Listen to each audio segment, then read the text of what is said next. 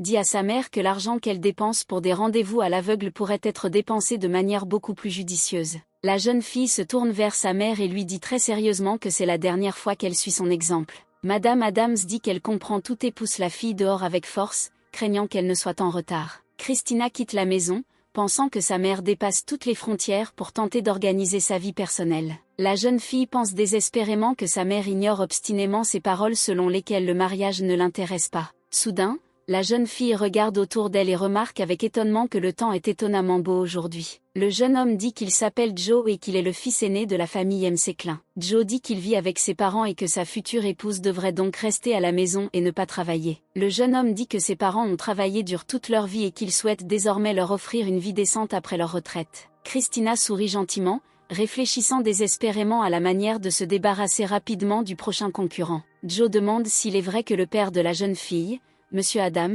ne se sent pas bien. La jeune fille dit avec retenue qu'il y a 3 ans, son père a eu un grave accident. Christina pose le verre vide sur la table et Joe demande quelle est la taille du restaurant où travaille la jeune fille. La jeune fille assure avec un sourire qu'elle ne travaille même pas dans un restaurant, mais dans un petit restaurant près de l'école. Joe dit avec embarras qu'il aimait vraiment Christina, mais il ne sait pas quoi faire, car elle est la seule de la famille à travailler. En regardant le jeune homme, la jeune fille dit catégoriquement qu'elle ne pourra pas s'éloigner de ses parents et quitter son emploi, car elle est le seul soutien de famille de la famille. Christina se lève et remarque que, apparemment, ils ne sont pas destinés à être ensemble. Miss Adams, avec le sourire, souhaite sincèrement à Joe de rencontrer une bonne fille qui répondra à toutes ses exigences. Voyant que la jeune fille s'en va, Joe lui demande désespérément de ne pas être aussi catégorique et de réfléchir à nouveau. Le gars dit que Christina ne pourra toujours pas s'occuper de ses parents toute sa vie, elle doit se marier et aller dans la famille de son mari. Joe déclare que si c'est si important pour la fille,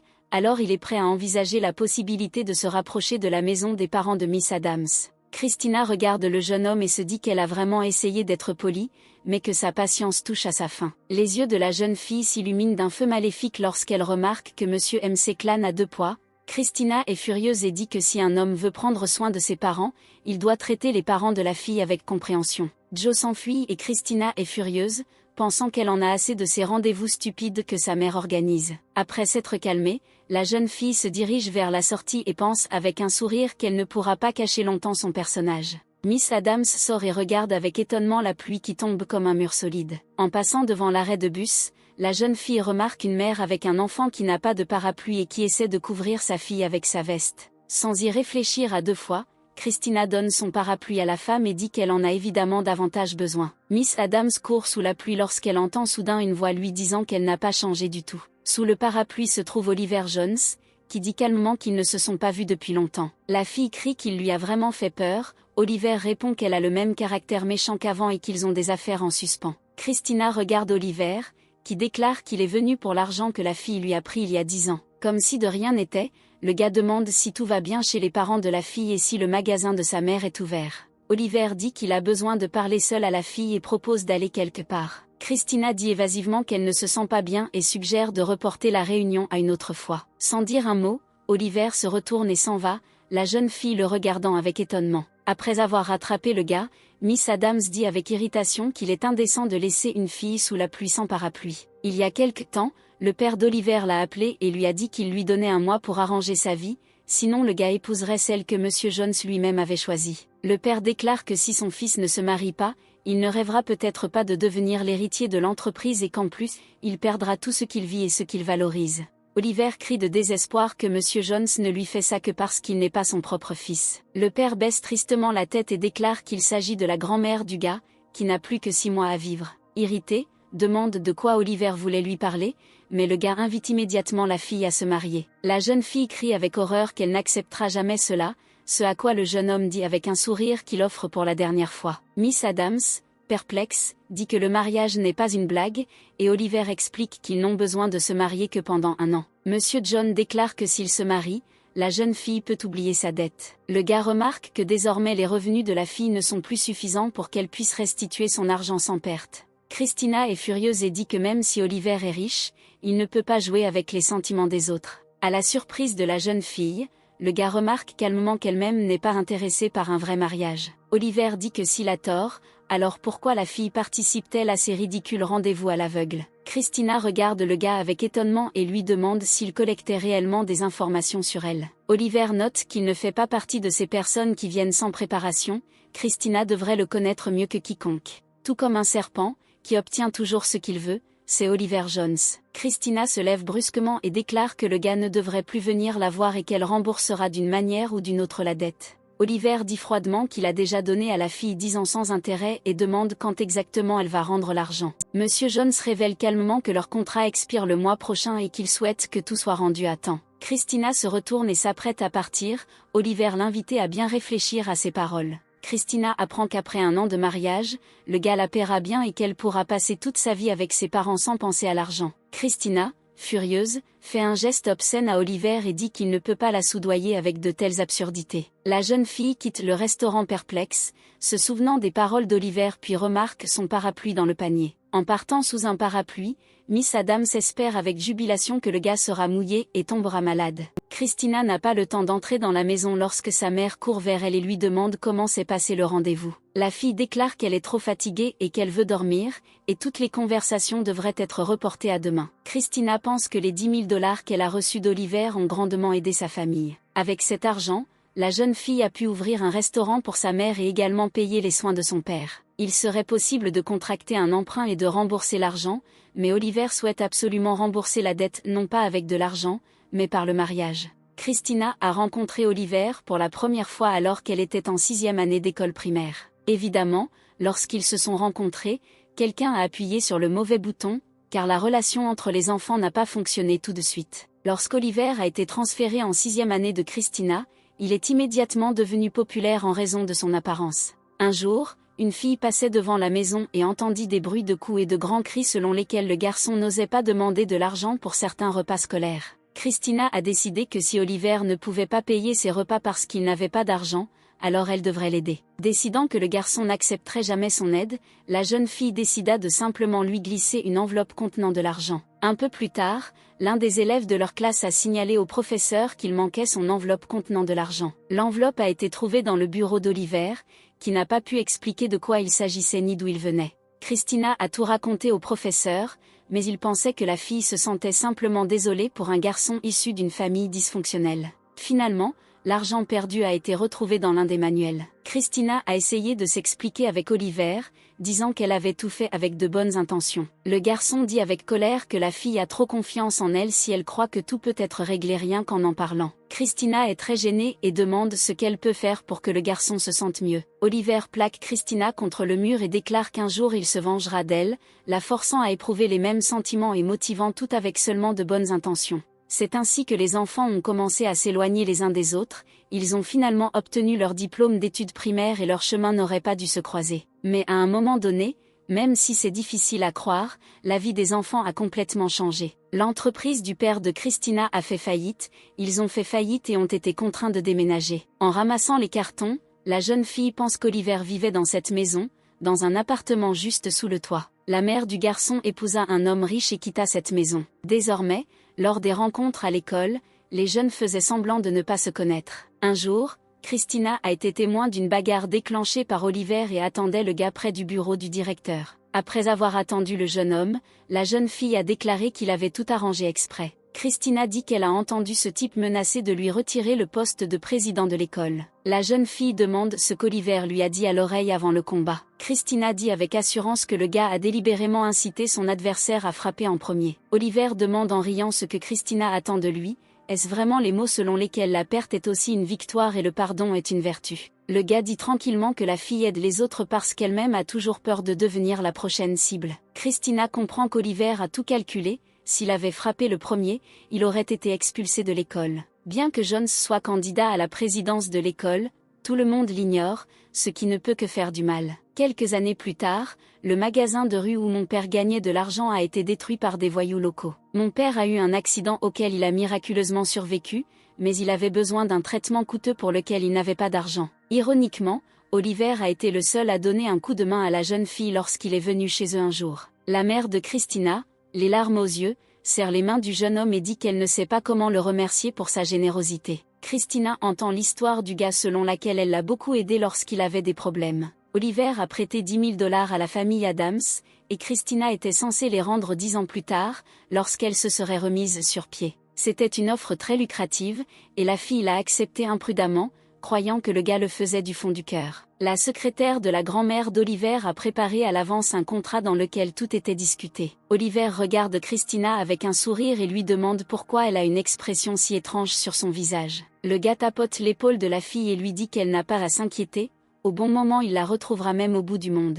Christina a finalement reçu une promotion au poste de directrice adjointe du restaurant d'un très grand hôtel. Après sa soirée de promotion, Christina rentre lentement chez elle et se rend compte que sa carte de crédit est au maximum ce mois-ci. Debout à un arrêt de bus, la jeune fille se dit que peu importe combien elle travaille jour et nuit, l'argent lui échappe toujours des mains. Christina pense qu'au lieu de prendre de l'argent à Oliver, elle aurait dû contracter un emprunt et le rembourser progressivement. La jeune fille se frotte nerveusement les mains, elle a presque recouvré toute la dette, mais elle doit payer les factures d'hôpital de son père. Dans la tête de Christina, il y a une voix d'homme qui promet qu'elle n'aura besoin de rien pour le reste de sa vie. C'est tellement tentant d'accepter la proposition de Jones et de résoudre tous vos problèmes d'un coup. Christina secoue désespérément la tête et les mains, essayant de chasser le démon tentateur de sa tête. La jeune fille regarde le calendrier et se souvient que le mariage de son amie approche et réfléchit au montant d'argent qu'elle peut se permettre d'offrir en cadeau. Les filles regardent la mariée avec plaisir et la félicitent sincèrement pour un événement aussi merveilleux. Des amis racontent que la mariée s'est mariée assez rapidement après avoir rompu avec son ex. Christina écoute attentivement les filles discuter du fait que,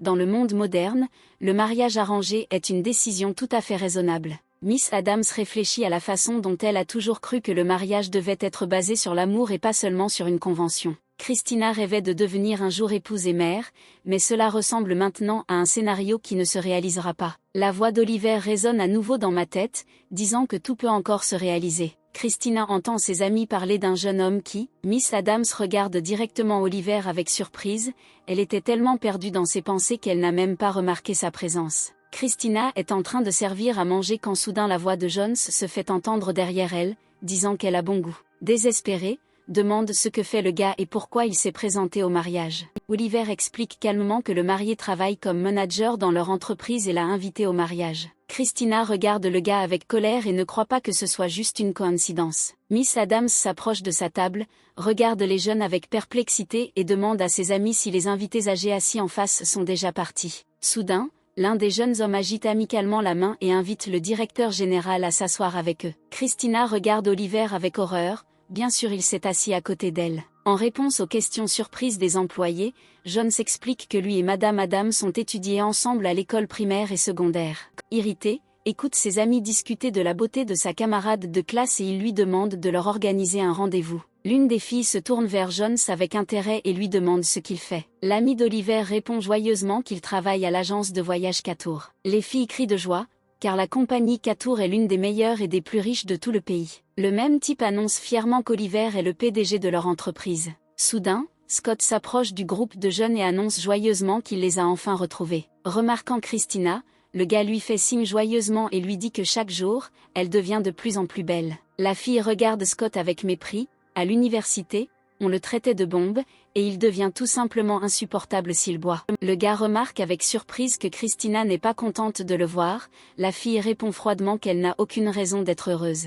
Scott dit à la fille qu'il a trouvé un emploi dans une société commerciale et qu'il est payé encore plus que prévu. Christina continue de manger et pense que le temps passe, et Scott aime toujours se montrer. La fille ne fait pas attention au gars, elle ne l'a toujours pas supporté, et en plus, c'est un homme riche de la 3e génération. Scott est offensé par l'ignorance de la fille et il dit avec défi qu'il lui tend la main. Christina se tourne vers le gars et déclare qu'elle a entendu dire que l'entreprise du gars vend des produits contrefaits en provenance de Chine. Scott rougit furieusement et la jeune fille ajoute que, évidemment, sa montre fait aussi partie de ces produits. Le gars tremble de colère et demande soudain ce qui est arrivé au petit ami de la fille de la faculté de médecine. Scott voit la réaction de la jeune fille et continue que le gars l'a quitté en ayant une liaison avec la petite fille du PDG d'une grande entreprise. Oliver regarde Christina avec surprise pour voir si ce que dit Scott est vrai. Le gars se met à rire et dit que Christina a levé le nez trop haut, ce qui ne correspond pas à son environnement. Oliver suit de près l'évolution de la situation, mais décide de ne pas intervenir pour l'instant. Scott dit avec un sourire stupide que la fille a appris une bonne leçon, mais que maintenant sa réputation est ruinée. Le gars continue que maintenant personne ne voudra épouser la fille, mais autrefois, elle flirtait hardiment avec tout le monde.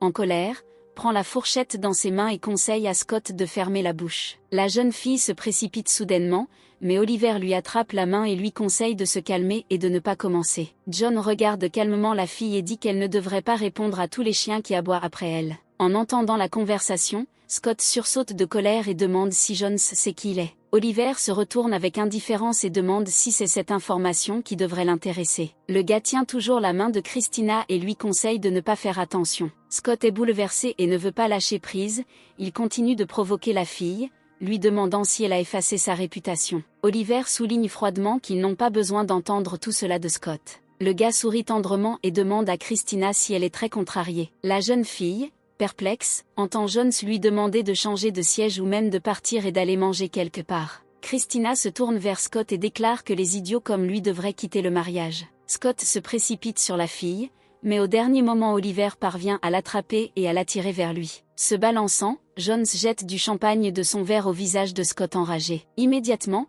les serveurs sautent vers le gars perplexe, l'attrapent par les mains et lui disent qu'il n'a pas le droit de se comporter ainsi lors d'un mariage. Oliver dit à Christina qu'il y a une limite à tout et qu'elle doit arrêter de se comporter comme ça. Scott demande avec colère au serveur pourquoi il le jette si c'est Jones qui l'a aspergé de champagne. Immédiatement, des amis et des copines courent vers les jeunes et leur demandent si tout va bien pour eux. Après s'être assuré que tout va bien pour Christina, les copines remarquent qu'elle et Jones flirtaient clairement l'un avec l'autre. La jeune fille, perplexe, justifie que leur relation n'est pas du tout comme ça, en fait, ils ne se supportent pas. Christina se tourne vers Oliver, mais il reste silencieux et sourit complètement bêtement. Au grand étonnement de son entourage, Oliver déclare qu'il court unilatéralement après Christina. Les filles courent vers Miss Adams et disent avec joie qu'elle a osé leur cacher cela. Oliver regarde Christina étonnée et lui propose à nouveau le mariage. Le gars prend par le doigt la fille complètement découragée et déclare qu'il prendra bien soin d'elle. Jones prend Christina par la main et lui dit qu'il est temps pour elle d'arrêter d'errer et de s'installer enfin avec lui. Le gars secoue brusquement Christina, la forçant à se lever de sa chaise, et lui propose de quitter la fête. Dans le couloir, Miss Adams se précipite sur Oliver avec rage et lui demande quel genre de cirque il a organisé devant ses amis. Jones montre du doigt le front de la jeune fille et dit qu'il est extrêmement ingrat de déclencher une querelle après l'avoir sauvée. Oliver déclare pompeusement qu'il a aidé la fille, mais au lieu de gratitude, elle ne fait que le blâmer. Christina ne croit pas le jeune homme et affirme qu'il a délibérément tout fait pour que ses amis croient à leur mariage imminent. Oliver répond calmement qu'il semble que la fille soit devenue sensiblement plus sage depuis ses années d'école. Incapable de supporter une telle impudence, Christina se balance et veut frapper le gars au visage, mais il esquive adroitement. Ayant perdu l'équilibre, Miss Adams commence à tomber en arrière, mais Oliver tend la main et rattrape la jeune fille. En regardant la fille étonnée, le gars déclare qu'elle est très maladroite. En quittant le bâtiment, Oliver dit ironiquement qu'il est étonnant de voir à quel point Christina ne s'est pas encore cassé la tête. Miss Adams regarde Jones d'un air pensif et se dit qu'elle n'a pas grand-chose à perdre. Le gars se penche vers la fille et lui demande si elle l'accompagne ou non. Christina dit de manière décisive qu'elle dînera avec Jones et pour cela, il la laissera tranquille. Oliver déclare qu'il ne s'attendait pas à ce que la jeune fille soit si sensible à l'idée de dîner avec lui. Jones déclare avec arrogance qu'il est même prêt à boire avec Christina et qu'il lui achètera autant qu'elle le souhaite. Ce moment rappelle à la fille un épisode de l'école où elle a décidé de traiter Oliver avec du lait au chocolat, décidant qu'il avait faim. Le gars remarque qu'il est en fait occupé et qu'il devrait se dépêcher. Christina se souvient avoir dit exactement cette phrase à Jones quand ils étaient enfants. En regardant le dos du jeune homme, Christina se rend compte avec étonnement qu'il est très sexy lorsqu'il est en colère. Miss Adams se rend compte qu'elle devrait en fait remercier le gars d'avoir tenu tête à Scott. La jeune fille suit Jones et pense que beaucoup de choses qu'elle ne pouvait pas comprendre lorsqu'elle était enfant sont devenues claires en grandissant. En rattrapant Oliver, Christina déclare qu'elle veut manger quelque chose de cher et qu'elle n'acceptera pas de l'alcool bon marché. Christina regarde la voiture du gars avec plaisir, constatant qu'elle est vraiment magnifique. Lorsque le jeune homme lui demande ce qu'elle veut manger, la jeune fille répond que puisqu'il paie, alors le choix lui appartient. Oliver se souvient que Christina aimait la viande et dit qu'ils doivent trouver un endroit qui la sert. Le téléphone de Johnson, il branche son casque et répond anxieusement à l'appel. En entendant son grand-père dire que sa grand-mère a perdu connaissance, le visage du gars change radicalement. Sans dire un mot, Jones tourne brusquement le volant, traverse deux voies solides, appuyant sur l'accélérateur, se précipite dans la direction opposée. Effrayé par la manœuvre, Christina demande avec colère ce que diable fait le gars. Mais remarquant l'expression du visage d'Oliver, Adams demande anxieusement ce qui s'est passé et où ils vont. Avec inquiétude, la jeune fille apprend que la grand-mère du gars a perdu connaissance et qu'ils se rendent maintenant à son hôpital. Christina sait que c'est la grand-mère d'Oliver qui l'a aidé dans sa situation difficile. La jeune fille pense qu'elle a toujours voulu remercier sa grand-mère si une telle opportunité se présentait et espère qu'il n'est pas trop tard. En arrivant à l'hôpital, Oliver s'assoit anxieux au chevet de sa grand-mère et attend qu'elle se réveille. Finalement, le gars remarque que la vieille femme reprend ses esprits et ouvre les yeux. Le jeune homme caresse affectueusement la tête de sa grand-mère, et elle dit en souriant qu'elle a inquiété tout le monde. Oliver s'accroche à la main de la femme et, les larmes aux yeux, déclare qu'elle ne peut pas le quitter. La vieille femme dit affectueusement qu'elle ne quittera jamais son petit-fils, que la maladie n'est rien et qu'elle gagnera ce combat. Christina se tient à l'extérieur de la pièce et pense en pleurant que si elle avait su que tout serait si difficile, elle serait restée dans la voiture. La fille pense que si elle entre dans la pièce maintenant et commence à la remercier pour l'argent, elle ne fera que gâcher toute l'atmosphère. Soudain, le grand-père d'Oliver sort de la pièce et demande si la fille est venue rendre visite à sa grand-mère. Christina est perdue et marmonne en réponse qu'elle n'est qu'une amie de leur petit-fils et qu'elle est venue avec lui. Grand-père attrape Adams par la main et lui dit qu'Oliver leur a finalement amené sa petite amie. L'homme entraîne la jeune fille dans la pièce et lui dit qu'apparemment, elle était à côté de lui dans la voiture lorsque l'appel est arrivé. Le grand-père amène Christina dans la pièce et dit à haute voix à la grand-mère qu'il s'agit de la petite amie de leur petit-fils. La vieille femme essaie de s'asseoir sur le lit et dit joyeusement qu'elle veut regarder la fille de plus près. La femme se retourne maladroitement, sa main glisse du lit, tout le monde est horrifié de voir qu'elle commence à tomber. Au même moment, Christina récupère soigneusement sa grand-mère et lui demande si tout va bien. La jeune fille se présente et la grand-mère déclare que même le nom de fille de son petit-fils est charmant. Christina dit qu'elle et Oliver se connaissent depuis l'école. La femme est très heureuse de rencontrer Christina, elle dit qu'elle en rêve depuis longtemps. La jeune fille éprouve des sentiments étranges, pour la première fois depuis longtemps, elle entend des paroles aussi sincères de la part d'un étranger. La famille de l'ex-petite amie ne pouvait pas l'accepter à cause de sa situation, et cette attitude douloureuse est devenue la base de la réticence actuelle de la jeune fille à se marier. Se sentant étrangement triste, Christina souhaite à la femme un prompt rétablissement. Oliver regarde la fille d'un air pensif et arrive à la conclusion qu'il ne s'est pas trompé à son sujet. Dans la voiture, Jones reste pensivement silencieux, perdu dans ses propres pensées. Christina trouve que l'ambiance devient un peu tendue et invite le jeune homme à s'arrêter quelque part pour manger un morceau. Au restaurant, Oliver remarque que si Adams n'a pas de pensée négative sur le mariage, alors pourquoi ne devrait-elle pas accepter sa proposition? Christina pense à quelque chose qui lui est propre et dit qu'elle se sent sincèrement désolée pour la grand-mère du gars. Jones dit que l'argent qu'il a prêté à la fille n'était pas le sien. Le gars se souvient de la façon dont il est venu voir sa grand-mère, mais ne pouvait pas dire les véritables raisons de son désir de l'aider. Le garçon a simplement dit que son ami avait des problèmes et qu'il voulait vraiment l'aider. Grand-mère a mis son doigt sur ses lèvres et a dit que ce serait leur secret, qu'ils ne devraient pas révéler à maman et papa. En sortant de ses souvenirs, Oliver raconte que la grand-mère a secrètement donné cet argent à son petit-fils de la part de ses parents. Il y a plusieurs années, Christina avait l'impression que la terre disparaissait sous ses pieds et qu'elle était aspirée de plus en plus vers le fond. À cette époque, seuls les jeunes sont donnés un coup de main, et la jeune fille sera reconnaissante envers la femme malgré le fait qu'elle leur soit désormais redevable. Christina pense que, aussi indifférente soit-elle, elle ne veut pas induire les gens en erreur au sujet du faux mariage. La jeune fille dit pensivement qu'un mariage ne peut pas être la seule option, c'est trop compliqué. Le gars parle de l'état de son père et dit qu'il est prêt à renoncer à tous les privilèges de prince. Oliver continue que s'il n'a pas d'autre choix, il sera obligé d'exiger le remboursement de la dette de la jeune fille. Le jeune homme était l'enfant le plus indésirable dès sa naissance, et le grand-père détestait sa fille après sa naissance, alors il s'enivrait et le battait tous les jours. Mais ensuite, à la suite de sa mère, le gars a également été accepté dans la nouvelle famille. Mais même dans la nouvelle famille, le jeune homme n'a été reconnu ni remarqué par personne à l'exception de sa grand-mère. Oliver a vécu sa vie en pensant qu'il ne pourrait jamais communiquer avec les autres. Lorsque ma grand-mère est tombée malade, son seul désir était de voir comment son petit-fils bien-aimé allait gérer sa vie. La femme souhaitait sincèrement qu'Oliver rencontre son seul et unique, avec qui il voudrait passer toute sa vie. Jones dit qu'il veut réaliser le souhait de sa grand-mère avant qu'elle ne quitte ce monde. Christina dit pensivement qu'elle ne savait pas à quel point grand-mère comptait pour ce gars. En regardant le visage indifférent d'Oliver, Christina dit que tout ce qui se passe ressemble davantage à une tentative de reprendre la fortune de son père. Visiblement ivre, la jeune fille pense qu'il n'est pas du tout surprenant que le gars se sente différent des autres. Continuant à boire, Christina demande ce que fait Oliver, ce à quoi le jeune homme répond qu'elle a tout bien compris. Le gars admet qu'il est le fils de la maison Johnson seulement en parole, mais en réalité il n'a rien à voir avec eux. Oliver dit que son père ne lui a jamais donné la moindre chance de réaliser quoi que ce soit par lui-même. Christina remarque que le gars pourrait simplement repartir à zéro, mais l'encourage à la place à devenir une bande de voleurs. La fille garde à peine les yeux ouverts, baissant la tête de plus en plus bas, marmonnant que tout cela doit être dur pour Oliver.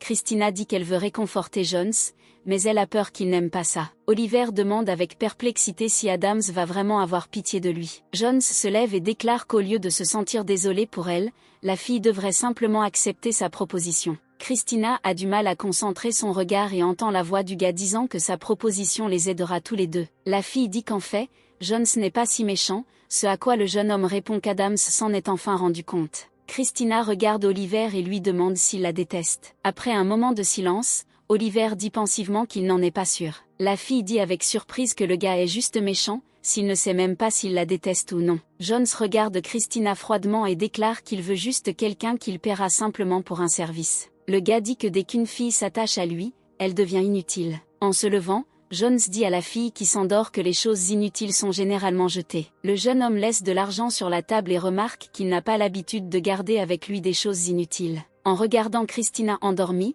le gars déclare qu'elle doit appeler un taxi et qu'ils parleront une fois qu'elle sera sobre. En partant, le jeune homme dit que désormais ce n'est plus lui seul qui se tient au bord de la falaise, mais eux deux. Quelques heures plus tard, Christina se réveille et est furieuse qu'Oliver l'ait laissée seule, ivre et soit partie. La jeune fille est assise dans son bureau et réfléchit que depuis hier, elle ne pense qu'à Jones.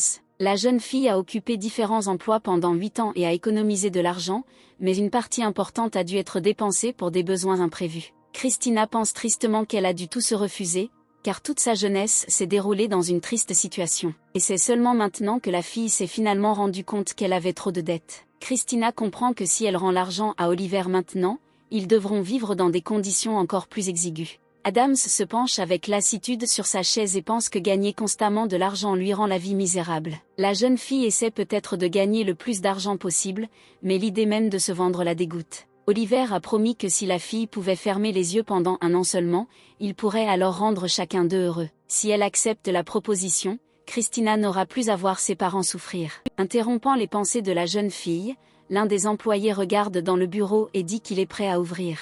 Après avoir passé toute la journée debout, Christina rentre chez elle et pense avec joie que demain elle pourra enfin se reposer. Soudain, Mike Pierce apparaît devant la fille et lui demande joyeusement comment elle va. La fille recule de rage et ordonne au gars de ne pas s'approcher d'elle, s'il fait encore un pas, elle n'est pas responsable d'elle-même. Le gars pose doucement sa main sur le front de la jeune fille et lui demande pardon. Christina frappe la main de Michael avec force et lui dit avec colère de ne pas oser la toucher. La fille quitte le gars et lui demande pourquoi il est venu et ce qu'il attend d'elle d'autre. Le jeune homme demande doucement s'il peut faire quelque chose pour que Christina se sente mieux. La jeune fille déclare de manière décisive que la seule chose qui peut l'aider est qu'il disparaisse de ses yeux. Michael dit à Christina confuse qu'elle est libre d'agir et qu'elle peut même le frapper si elle le souhaite. Adams répond avec colère qu'elle ne lui ressemble pas du tout et qu'elle ne frapperait pas les gens. La jeune fille dit catégoriquement que même si Michael a changé au fil des années, il ne mérite toujours pas son pardon. Soudain, le téléphone de Christina sonne, le numéro n'est pas identifié, et si Michael n'avait pas été à proximité,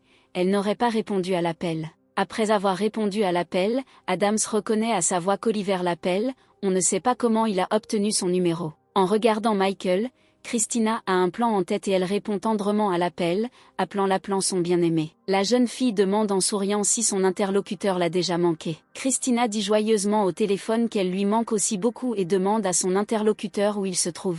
Confus par la situation, Oliver dit qu'il se trouve à côté du magasin de sa mère. Christina dit qu'elle est à l'arrêt de bus et demande si le gars peut venir la chercher, sinon elle est maintenant à côté d'une personne à problème. La fille dit à Mike qu'il a tout entendu lui-même et qu'il n'a plus rien à faire ici. Le gars ne va nulle part. Christina, irritée, demande s'il y a autre chose à expliquer. La jeune fille regarde Michael avec panique et ne comprend pas pourquoi il ne part pas, leur rencontre avec Oliver n'est pas incluse dans ses plans. Christina est désespérée et pense qu'elle n'a pas de plan B, elle doit convaincre Michael de partir. La fille regarde le gars et lui demande ce qu'il veut d'autre et pourquoi il ne part pas. Michael demande si la fille va se marier, ce à quoi elle répond que sa vie ne s'est pas terminée après son départ. Le gars dit tristement qu'il ne pensait rien de tel, parce que Christina est vraiment une bonne personne. Adams regarde autour de lui avec inquiétude et dit qu'il ne remerciera pas Michael pour ses paroles et lui demande de disparaître. Le gars attrape la fille par la main et lui demande gentiment d'attendre et de ne pas partir. Christina se retourne avec irritation et Pierce déclare qu'il doit vérifier quelque chose.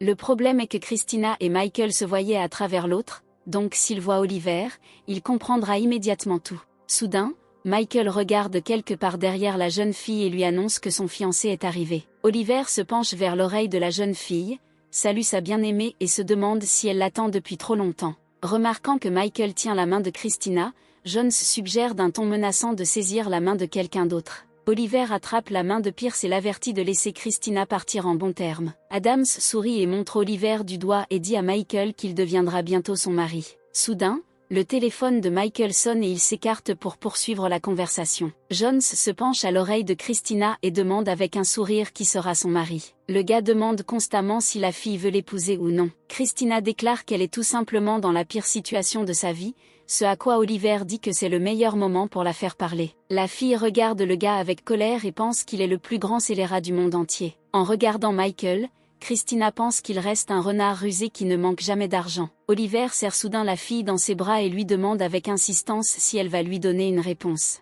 Michael finit de parler au téléphone et regarde tristement Christina et son fiancé. Oliver continue de serrer la fille dans ses bras et lui dit qu'elle doit répondre avant de compter jusqu'à 3. Christina explose et crie que oui, elle accepte de faire ça. Oliver retourne brusquement la jeune fille et commence à l'embrasser passionnément sur les lèvres. Se tournant vers Michael, John déclare qu'ils doivent aller à la fête pour ne pas manquer tout le plaisir, alors ils partent. Christina se bourre la bouche de nourriture avec rage, et Oliver rit et dit que l'acte est déjà fait. Après avoir esquivé le coup d'Adams, le gars remarque tristement qu'elle a toujours l'habitude d'agiter les bras. Christina est furieuse et demande pourquoi John s'est venu l'embrasser, était-ce vraiment nécessaire? Le gars note calmement qu'il l'a fait uniquement pour le spectacle, qui s'est déroulé dans son propre intérêt. Jones demande, perplexe, si Christina ne comprend pas qu'aucun homme normal ne se contenterait de regarder son ex montrer son attention. Le jeune homme dit que Michael soupçonnait clairement la fille de mentir et ne l'aurait pas cru s'il n'avait pas tout vu de ses propres yeux. La jeune fille tient le verre de boisson dans ses mains et pense que Jones a certainement raison. Christina veut vraiment croire qu'ils ont réussi à tromper Pierce,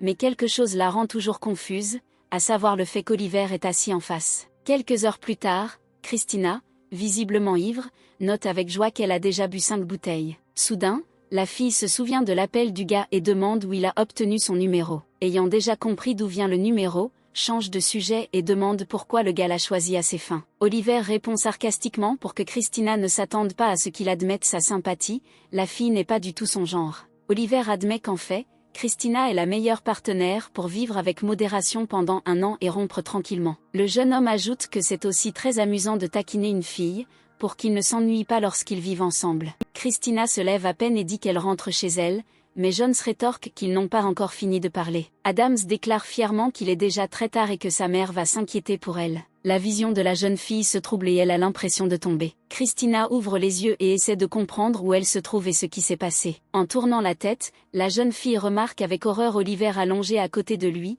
qui lui demande sereinement comment elle a dormi. Adams tire la couverture sur son visage avec horreur et essaie de se souvenir de ce qui s'est passé hier. La fille demande avec étonnement pourquoi le gars est nu, ce à quoi il répond qu'il ne peut pas dormir habillé. Soudain, le sens de ce qui a été dit apparaît à Christina et elle demande, désespérée, si elles ont vraiment couché ensemble. La fille remarque que le gars a une serviette dans le nez, ce à quoi il remarque indifféremment que Christina l'a frappé. Attrapant une couverture sur le lit, Adams s'y enveloppe et court vers la sortie de la pièce. S'arrêtant à l'entrée, la jeune fille crie qu'elle a besoin de ses vêtements et demande où ils se trouvent. Enfermée dans la salle de bain, Christina se plaque contre la porte et, désespérée, pense qu'elle ne pourra plus regarder Oliver dans les yeux. En se regardant dans le miroir, la jeune fille voit du maquillage taché et essaie désespérément de se souvenir de la nuit dernière. Après s'être rangée, Christina presse son front contre la porte et pense que de toute façon, la nuit dernière a été une erreur. La jeune fille tape résolument du poing contre le mur et pense qu'elle doit clarifier la situation avant de s'arracher les cheveux.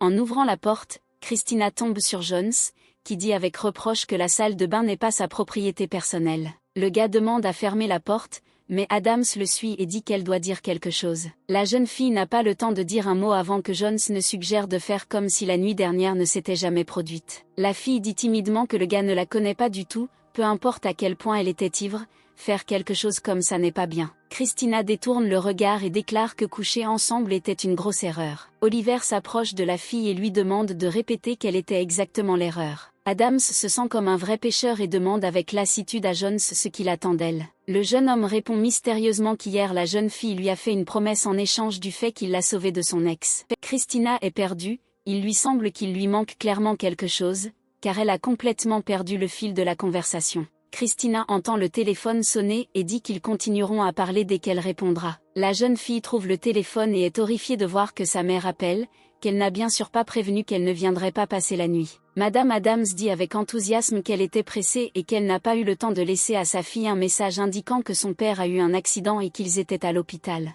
Après l'accident, tout le monde considérait comme un miracle que mon père ait pu se remettre sur pied, mais son côté droit était paralysé et il n'est toujours pas complètement rétabli. La mère demande à sa fille d'entrer dans son magasin et de le fermer car elle était pressée et vient de claquer la porte. Christina s'assoit par terre et réfléchit aux paroles de sa mère, à en juger par sa voix, rien d'irréparable ne s'est produit. Oliver s'approche de la fille, remarquant qu'elle pleure, lui demande avec enthousiasme ce qui s'est passé. Christina est bouleversée et dit qu'un accident est arrivé à son père et qu'elle doit partir de toute urgence. Sur le parking, Oliver ouvre la portière de la voiture et dit de manière décisive qu'il emmènera Adams. Dans la voiture, la jeune fille commence à se ronger nerveusement les ongles, pensant que son père pourrait encore être gravement blessé. Jones a appelé la fille plusieurs fois jusqu'à ce qu'elle l'entende enfin. Le gars tend une couverture à Christina et lui conseille de ne pas aggraver la situation jusqu'à ce qu'elle ait tout découvert. Après avoir vérifié que tout est en ordre dans le magasin, la jeune fille le verrouille et Oliver dit qu'il la conduira à l'hôpital. Sur le chemin de l'hôpital, Christina appelle sa mère et lui demande de lui dire où il se trouve exactement. Après avoir raccroché, Adams pense à la demande de sa mère d'apporter du café. Si tout allait mal, alors la mère ne se souviendrait pas de lui. La jeune fille était tellement perdue dans ses pensées qu'elle ne remarqua même pas que la voiture était sur le parking, et Oliver lui tendait un support avec des verres de café. En sortant de la voiture, Christina remarque avec irritation que son inquiétude suscite des soupçons. Trébuchant sur le seuil, la jeune fille frotte son nez sur Oliver, auquel il demande si Adams peut marcher. Attrapant la fille surprise par la main, le gars dit qu'elle doit arrêter d'être nerveuse. En regardant le dos de Jones, Christina pense que de toute façon, ce n'est pas quelqu'un sur qui elle peut compter. Adams continue de suivre le gars encore et encore. Sortant en courant de l'ascenseur, Christina dit en partant qu'elle entrera seule dans la pièce. En approchant de la salle, la jeune fille entend une conversation entre ses parents, qui discutent à nouveau de sa vie personnelle et de son dernier rendez-vous. Les parents n'ont jamais évoqué de telles conversations devant leur fille. La mère dit au père que la fille ne veut sortir avec personne après avoir rompu avec Michael. Le père dit que tout s'est probablement passé à cause de lui, la mère commence à le gronder pour de telles pensées, mais Christina fait ensuite irruption dans la pièce et demande avec colère de quoi il s'agit. En voyant leur fille, les parents changent de sujet à l'unanimité et la mère demande si tout va bien dans son magasin. Adams remarque avec irritation qu'elle a déjà parlé de sa réticence à se marier plus d'une fois, ses parents devraient donc arrêter d'en parler. La jeune fille dit tristement que ses parents ne la comprennent pas, c'est tout à fait normal pour eux si elle épouse un homme riche qui ne se soucie pas d'elle. La mère regarde sa fille avec horreur et se demande d'où sa fille a eu de telles pensées. Les parents disent qu'ils souhaitent vraiment que leur fille trouve un homme avec qui elle sera heureuse pour le reste de sa vie. Le père déclare que sa fille veut être derrière lui pour le reste de sa vie, mais malheureusement, il ne pourra pas vivre encore de nombreuses années. Après l'expérience de mort imminente de Monsieur Adams, se préparer à la mort est devenu son habitude. Christina déclare résolument qu'elle peut très bien vivre seule, en ne comptant que sur elle-même. La jeune fille demande une fois de plus à ses parents de la laisser tranquille et de la laisser gérer sa vie seule. Adams dit désespérément que la mère n'a aucune idée de ce qu'une fille doit traverser à chaque fois qu'elle a un rendez-vous à l'aveugle. Christina ne voulait pas le dire, mais ces rendez-vous détruisaient son estime de soi et la rendaient malheureuse. Les parents regardent leur fille sous le choc et lui demandent pourquoi elle ne leur en a pas parlé plus tôt. Christina répond avec colère que sa mère n'a pas posé de questions à ce sujet, tout ce qui l'inquiétait, c'était du nombre de rendez-vous supplémentaires qu'elle pourrait avoir. Adams commence résolument à crier qu'elle aime être seule et ne veut pas faire confiance à une personne pour laquelle elle versera plus tard des larmes. Incapable de résister à la tension, Christina se retourne et sort en courant de la pièce. En courant dans le couloir, la jeune fille rencontre Oliver, mais maintenant elle n'est plus en état de l'écouter non plus. Madame Adams court ensuite,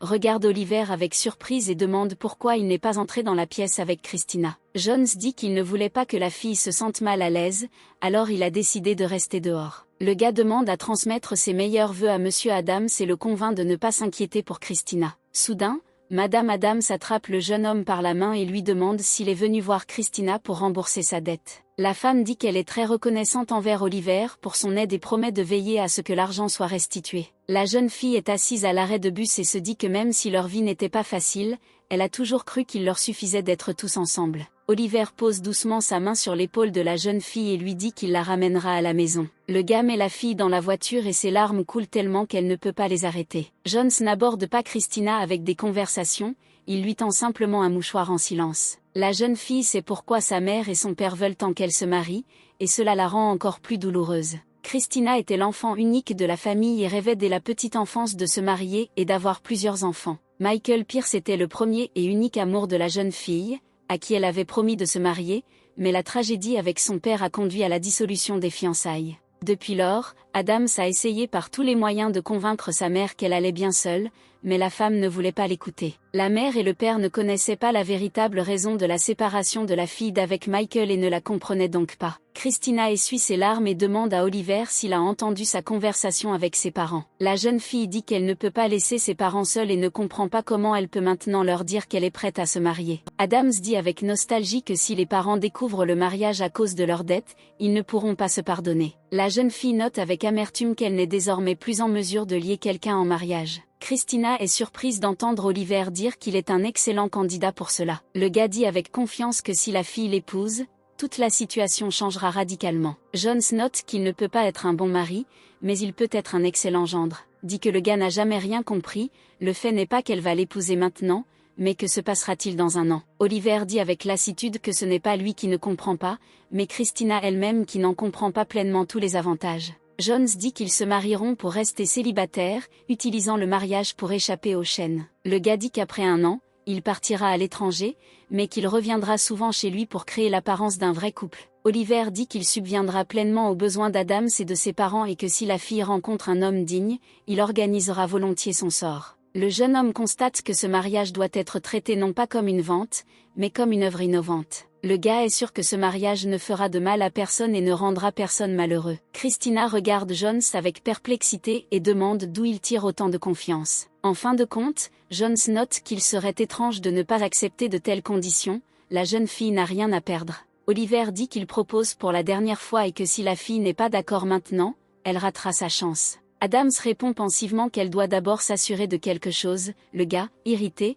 demande quoi exactement. Christina ouvre la porte et dit qu'il n'a pas besoin de savoir cela, elle doit clarifier cette question elle-même et propose de se rencontrer demain après le travail. Le gars lui crie que demain sera le dernier jour où son offre sera valable, la fille agite la main et s'en va. Christina et son ami quittent l'hôtel, quand soudain la fille regarde quelque part sur le côté et remarque qu'il y a un gars tout simplement incroyable juste devant. Adam s'aperçoit Oliver et son ami lui murmure que c'est juste le jackpot. Avec un sourire, invite la jeune fille à parier qu'elle aura un rendez-vous avec ce beau mec. Les employés regardent Adams avec surprise, se demandant si elle réussira vraiment. Prenant Jones par le bras, Christina se tourne vers les filles et remarque qu'elles doivent désormais une faveur. La jeune fille fait un signe de la main aux employés et dit qu'elle s'en va, ils la soignent en silence avec étonnement. Au restaurant, Christina demande joyeusement une bouteille d'alcool et des pâtes de poulet. La jeune fille rit joyeusement du spectacle et Oliver demande avec irritation si c'était vraiment nécessaire. Adam s'enfile ses gants et demande si Jones sait comment le manger,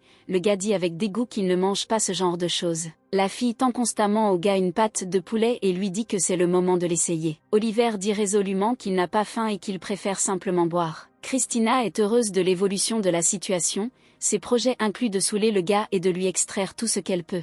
La fille regarde Jones avec joie et pense que plus il boit l'estomac vide, mieux c'est. Le gars est à nouveau intéressé par la réponse de la fille, mais elle dit qu'elle a une question. Adams boit et demande si le gars n'avait pas vraiment un candidat plus approprié pour son plan. Le jeune homme admet qu'il ne peut pas faire cela sans Christina, et elle lui dit en riant de citer sans raison pour cela. Oliver dit pensivement que, quoi qu'il en soit, Christina est une bonne fille et ne le laissera pas tomber. La fille mâche pensivement et dit que la dernière fois, il l'a laissée ivre dans un café et est parti sans rien dire. Jones, agacé, demande si c'est la même chose que la fille voulait vérifier. Le gars dit que Christina veut probablement savoir s'ils ont dormi cette nuit-là ou non. Oliver soupire et dit qu'il sait ce que pense Adams, mais insiste sur le fait qu'elle a tout faux. La fille attaque le gars avec rage et lui demande pourquoi il a dit qu'ils avaient alors couché ensemble. Oliver pointe son doigt sur le front de Christina et dit qu'elle s'est cassé le nez avec son front, et il a également lavé ses vêtements après que la fille ait vomi. Le gars dit avec irritation qu'il a essayé de ramener la fille à la raison,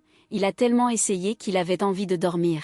Les jeunes se disputent furieusement, Christina déclare qu'Oliver aurait dû tout expliquer tout de suite. Le gars déclare qu'il ne perçoit pas Adams comme une femme, ce à quoi la fille rétorque qu'il n'est pas un homme pour elle. Christina fait signe à l'hôtesse et demande d'apporter plus de boissons, le gars dit avec irritation qu'elle a décidé de se saouler à nouveau. Fatigué de jurer, Jones demande si la jeune fille a trouvé des réponses à ses questions et si elle accepte sa proposition. Christina reste pensivement silencieuse pendant quelques minutes, puis dit qu'elle est d'accord. La jeune fille ramasse la bouteille et invite le jeune homme à fêter leur accord. Le couple trinque et Adams dit que le gars n'était pas gêné et a bu autant qu'il le voulait. 1 heure plus tard, la jeune fille s'endort sur la table, Jones la regarde avec désespoir. Le jeune homme part, pensant qu'Adams elle-même a demandé à la laisser tranquille et qu'elle n'aura pas à lui en vouloir une fois qu'elle sera sobre. À l'entrée, Oliver cherche le numéro de taxi et remarque des hommes ivres qui entrent, qui font immédiatement attention à Christina. Traînant Adams sur son dos, Oliver grogne que maintenant son costume coûteux est tout froissé et que la fille le paiera pour avoir dû la traîner. Christina est assise par terre dans le couloir de Jones et pense avec un sourire qu'elle aurait dû devenir actrice.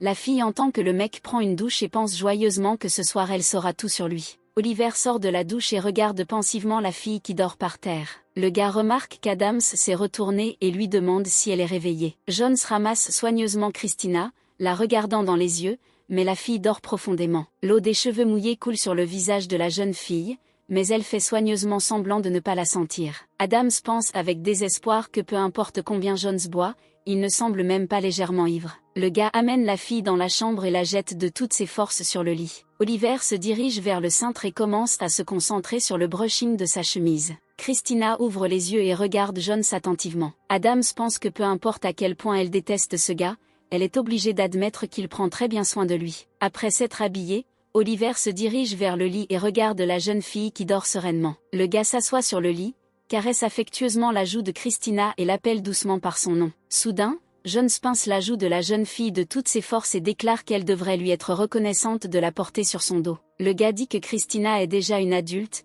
mais la seule chose pour laquelle elle est douée, c'est se saouler et s'évanouir. Jones s'en va, la fille ouvre les yeux et est perplexe que le gars se lève et soit parti. Adams se frotte le front avec irritation, rien ne s'est passé, ce qui signifie que tout son plan a lamentablement échoué. Mais ensuite la jeune fille pense avec soulagement qu'elle est désormais sûre que rien ne s'est passé entre eux cette nuit-là. Le téléphone sonne, Christina répond et entend la voix perplexe d'Oliver, qui était sûre qu'elle dormait inconsciente. Ignorant les paroles de Jones, Adams dit que le meilleur moment pour organiser une réunion est la semaine prochaine. Christina suggère de rencontrer d'abord sa famille, puis celle de Jones.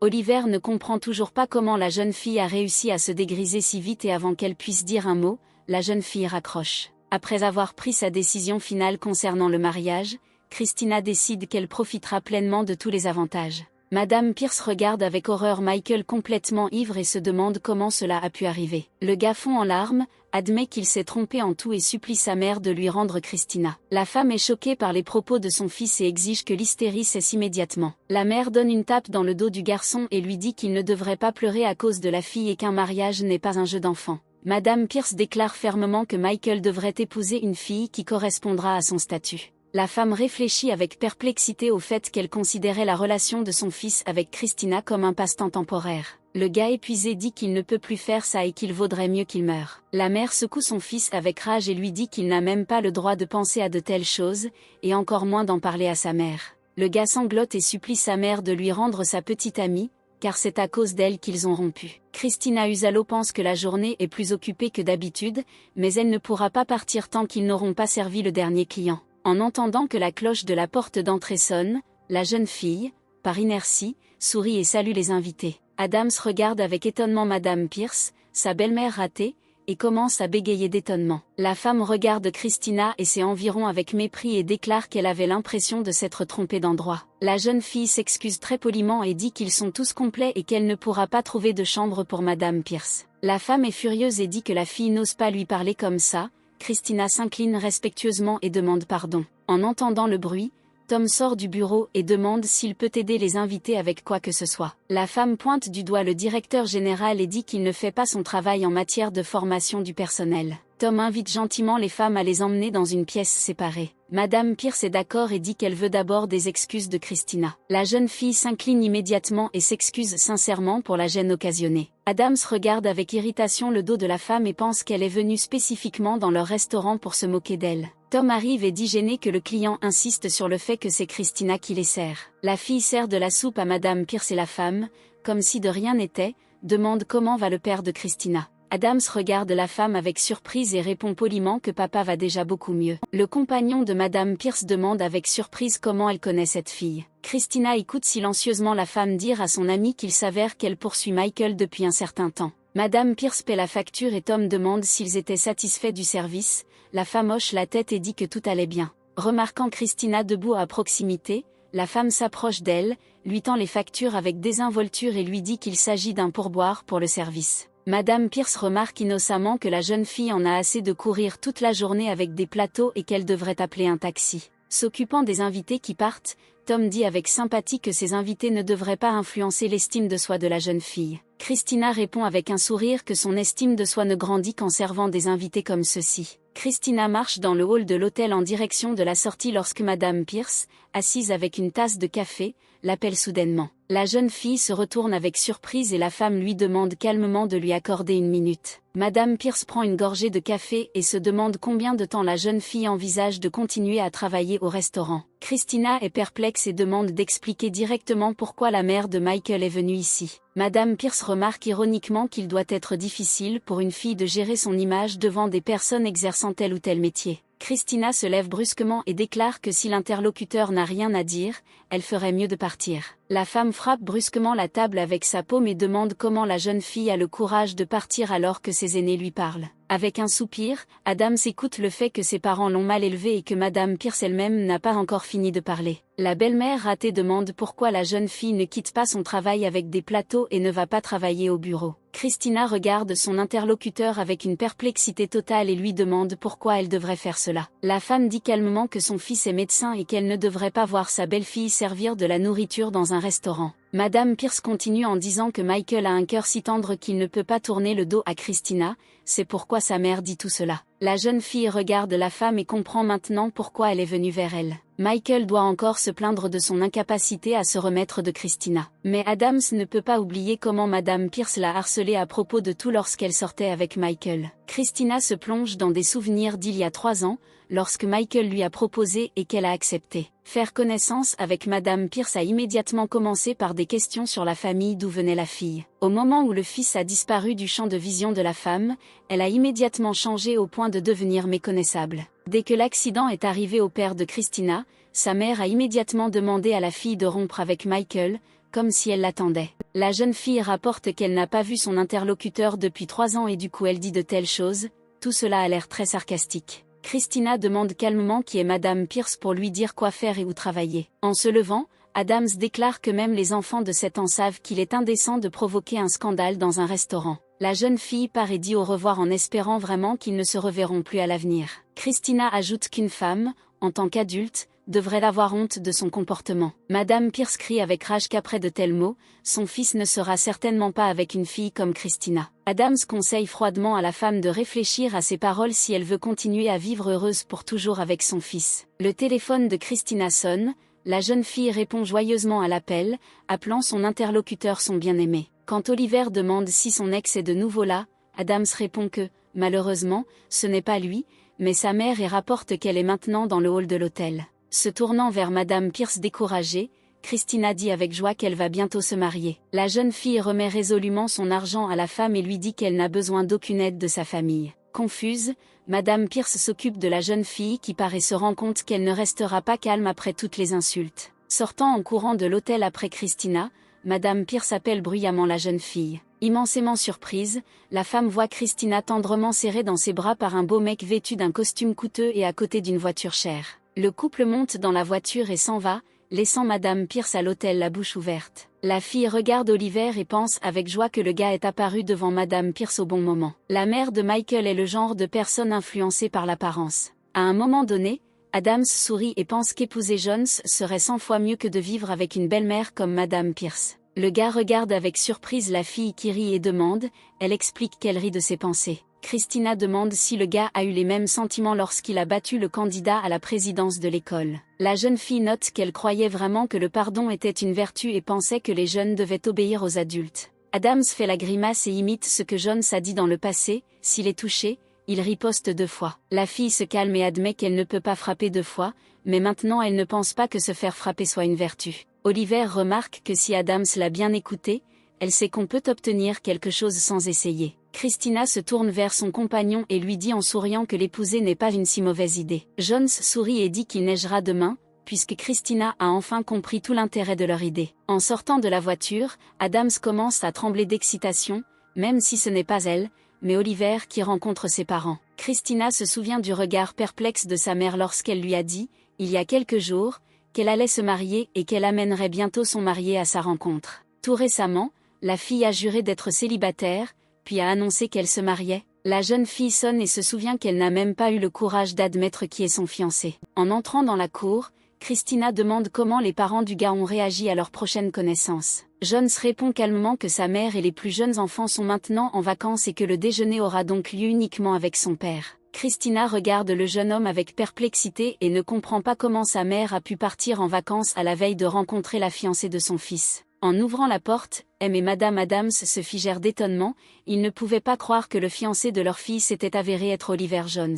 Christina montre joyeusement le marié et le présente officiellement à ses parents. Au dîner, une confrontation a commencé, quoi qu'il en soit, les parents voulaient résoudre le problème de la dette. Mais après qu'Oliver ait déclaré qu'il prenait leur précieuse fille et qu'il pardonnait la dette, il a veillé à ce que les négociations se terminent par la défaite totale des parents de Christina. Alors que Madame Adams lui dit au revoir, elle souhaite un bon voyage à Jones et l'appelle son fils. Le père déclare joyeusement que sa femme ne devrait pas appeler son fils, car il est désormais leur gendre. Oliver sort un bouquet de la voiture et déclare que ces belles fleurs sont destinées à sa nouvelle maman. Christina regarde la scène avec irritation et se rend compte que ses parents sont trop amoureux de Jones.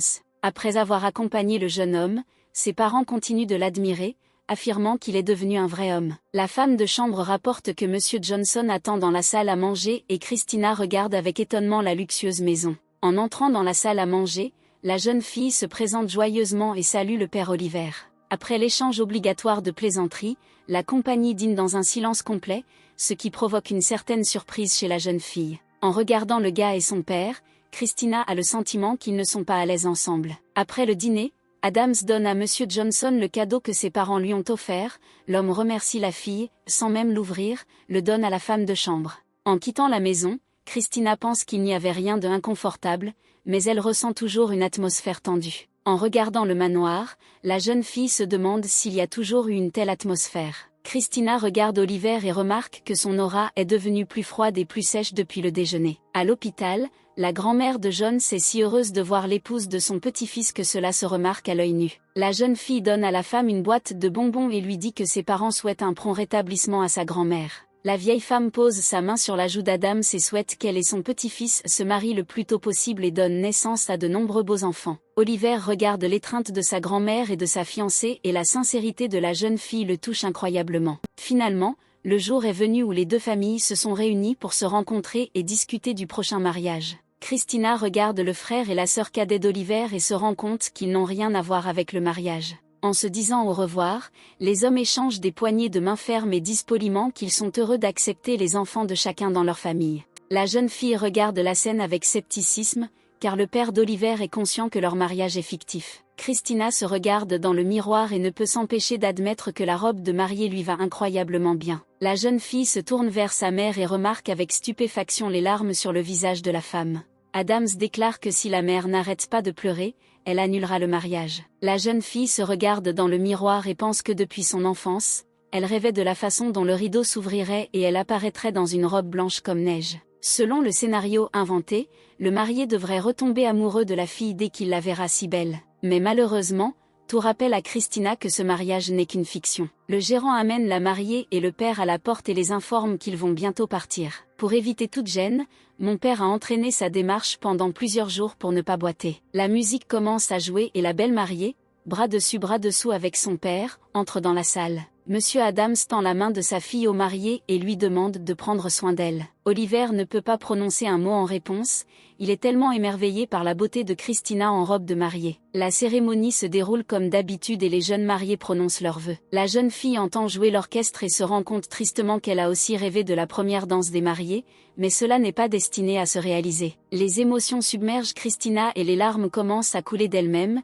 et Jones les essuie soigneusement. Avec un doux sourire, le marié demande à la fille de ne pas pleurer, car ils sont photographiés, et elle a l'air effrayante en larmes. La cérémonie de mariage se termine avec succès et le couple quitte la salle. Assise dans l'avion, Christina espère que le gars tiendra sa promesse et pourra devenir le meilleur gendre de ses parents. La jeune fille s'accroche frénétiquement aux accoudoirs et Oliver lui assure qu'il n'y aura pas de malheureux dans leur mariage. Remarquant l'expression étrange sur le visage de la jeune fille, Jones demande ce qui ne va pas chez elle, ce à quoi Christina admet que c'est la première fois qu'elle vole dans un avion. Ayant survécu au décollage, Adams regarde par la fenêtre avec intérêt et est émerveillé par la vue qui s'ouvre. Jones tend à la jeune fille une canette de boisson et lui conseille de ne pas faire de bruit, mais de simplement la boire. Christina boit du soda, pensant au véritable voyage qui l'attend. Au bout d'un moment, fatiguée des émotions qu'elle a vécues, la jeune fille s'endort et se jette sur l'épaule de son mari, qui lui pose doucement la main sur la tête. En sortant de l'aéroport,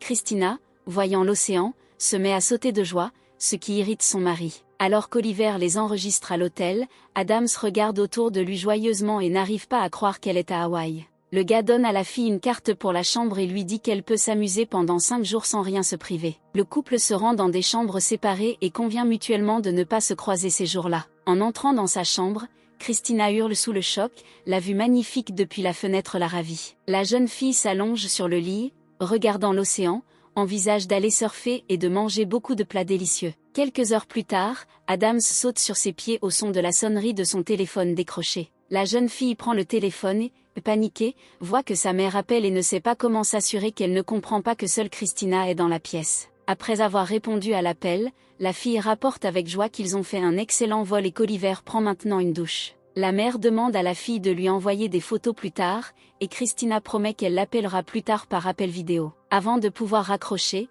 la jeune fille reçoit un appel de sa belle-mère. Madame Jones demande comment les enfants sont arrivés là-bas et demande de lui apporter un sac des îles. La belle-mère passe d'agréables vacances et demande aux jeunes de ne pas oublier d'appeler leur grand-mère par vidéo. Après avoir raccroché, Christina pense, désespérée, qu'elle a désormais complètement perdu sa liberté. En quittant la pièce, Adams tombe sur Oliver, qui, à en juger par son regard, pensait à la même chose. Jones invite Christina à dîner ensemble une fois, puisque cela s'est produit, la fille note que c'est une bonne idée. Dans un restaurant, un gars embrasse une fille proche de lui et lui propose de prendre une photo pour sa famille. Le téléphone d'Oliver sonne, il accepte un appel vidéo et les joyeux parents de Christina apparaissent à l'écran. Le gars sourit gentiment à la caméra, ce qui ne fait qu'irriter sa femme. Les jeunes font semblant d'être un couple heureux et disent à leurs parents que tout va bien pour eux. Après avoir terminé l'appel, Oliver dit qu'il a déjà appelé ses grands-parents, décidant qu'il pourrait dormir plus tard. Le gars souhaite bon appétit à Christina et déclare qu'il veut lui-même manger confortablement. Adams mâche avec confusion et réfléchit qu'il n'est pas très agréable d'entendre que Jones se sent mal à l'aise en sa compagnie. Oliver s'assoit sur la terrasse de sa chambre,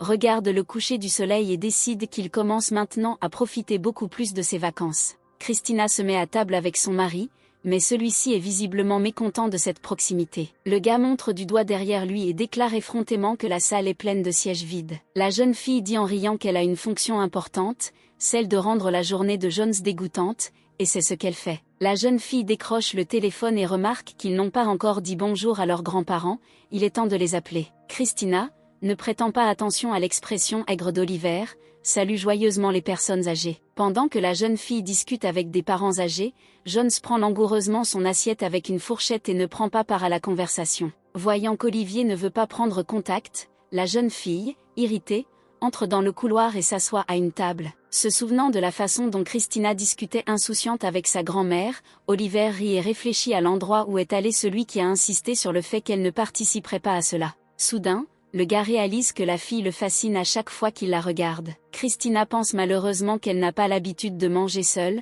mais Oliver aime clairement être seul. Décidant de ne pas être triste, Christina quitte l'hôtel et compte bien s'amuser au maximum. Au bout d'un moment, la jeune fille, irritée, s'aperçoit qu'elle n'est entourée que de couples et qu'elle est comme un corbeau noir parmi eux. Adams décide de prendre plus de photos pour tout montrer à ses parents à son arrivée. À la fin de la promenade, la jeune fille décide de réaliser son souhait et réserve une place pour dîner lors d'une croisière en soirée. Debout sur le pont, Christina profite de la légère brise et ne prête plus attention aux couples amoureux qui l'entourent. La jeune fille erre avec lassitude le long du rivage et pense que demain, comme le guide l'a conseillé, elle fera de la plongée sous-marine. En admirant le coucher de soleil, Christina rêve de venir ici avec ses parents, qui apprécieront beaucoup cet endroit. La jeune fille se tient pensivement devant la vitrine et se concentre sur ce qu'elle devrait boire. Soudain, la voix de Jones se fait entendre à ses côtés, se demandant si elle passe un bon moment seule. La fille dit qu'elle a beaucoup marché aujourd'hui, puis qu'elle est partie en croisière. Après avoir ouvert la fenêtre,